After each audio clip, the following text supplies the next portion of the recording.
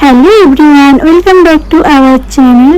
আজকের ব্লগটা আমি আমার রান্নাঘর থেকে শুরু করছি, কিন্তু আমি রান্না করছি না, করছে আমার বাড়ির সবাই, আর আমি ক্যামেরা করছি। তো নিশ্চয় ভাবছো যে আবার কি শুরু হলো আমার বাড়িতে। তো আজকে আমার মা আমাকে সাজ দিতে এসেছে, আমার 7 মাসের সাজ। তো মায়ের বাড়ি থেকে এসেছে সবাই, আর এখানে আমার মা 2 মাস জোগাড় করছে, বৌদি রান্না করছে।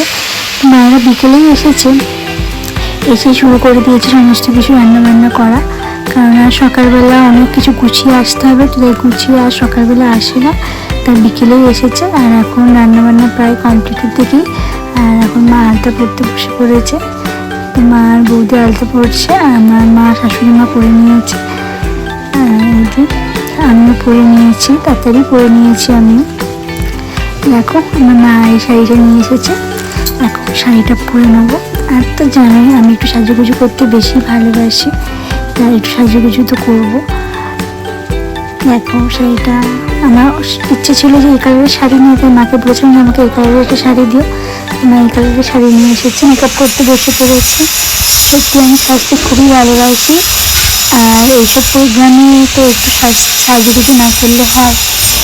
তো সাজুগুজু করে মা এখন সিঁদুর পরিয়ে দিচ্ছে, আর মালা ভুঁসি পরিয়ে দেবে।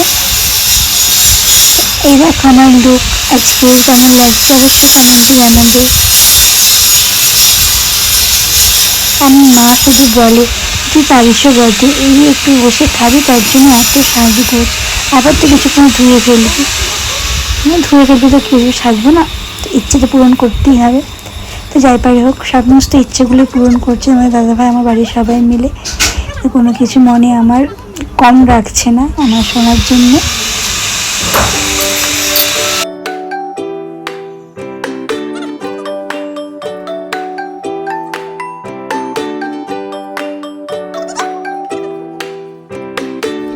গোপালের কাছে গিয়ে নমস্কার করে প্রদীপ জেলে আসলাম, এখন সবাইকে নমস্কার করি, সবার আশীর্বাদ নিয়ে আমার সোনাটাকে সবাই যেন খুব ভালো করে আশীর্বাদ করে, আমার সোনাটাকেও সবাই আশীর্বাদ করে দিল।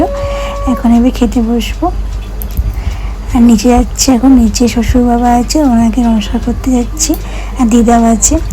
এই যে খেতে বসে পড়েছি এখন। সত্যি শুধু খাওয়া আর খাওয়া, এই সময় শুধু খাওয়া ছাড়া আর কিছু গল্পই নেই। এমন এমন রিচুয়ালস আমি শুধু ভাবি যে জীবনে কী কী করতে হয়।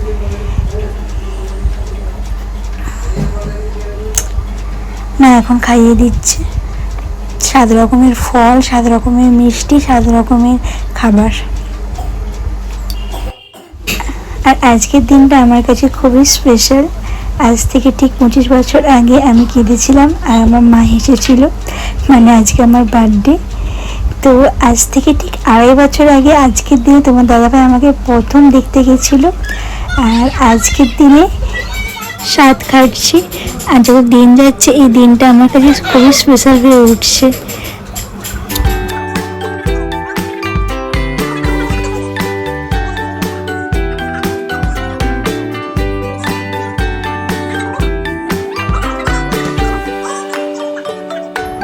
আর রাত্রে তোমাদের দাদাভাই আমার জন্য কিনে এনেছিল, সেটাই কাটিং করে সবাইকে খাইয়ে দিলাম।